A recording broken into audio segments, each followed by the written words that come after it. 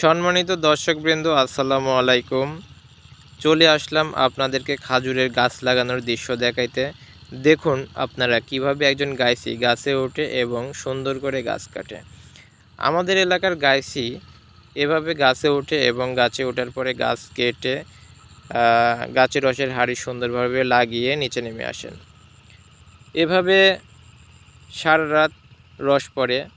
সারা রাত রস পড়ার কারণে রসের হাঁড়িগুলো সম্পূর্ণরূপে পরিপূর্ণ হয়ে যায়। তখন সকালবেলা এই গাইছিরা আবার গাছে ওঠে রস পড়ার জন্য। রস পাড়ে নিয়ে আসি হচ্ছে এই যে ড্রাম দেখতেছেন, এই ড্রামে দিয়ে জাল দেয়। জাল দেওয়ার পরে 2-3 ঘন্টা জাল দেওয়ার পরে রস বা গুড় এই অবস্থায় আসে। তখন আমরা বীজ বানাই। বীজ বানানোর পরে এইগুলোকে হচ্ছে আমরা একটা তাওয়ায় ঢালি। তাওয়ায় ঢেলে বীজটাকে সম্পূর্ণরূপে মিশিয়ে নেই। বীজটাকে সম্পূর্ণরূপে মিশানোর জন্য আমরা এইটাকে 2-3 বার ঘাঁটি।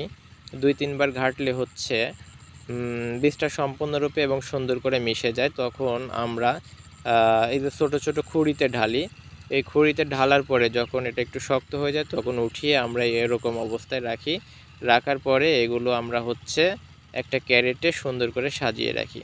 তো যারা অরিজিনাল খাঁটি খেজুরের গুড় নিতে চান তারা আমাদের সাথে যোগাযোগ করতে পারেন। ভালো থাকবেন সবাই।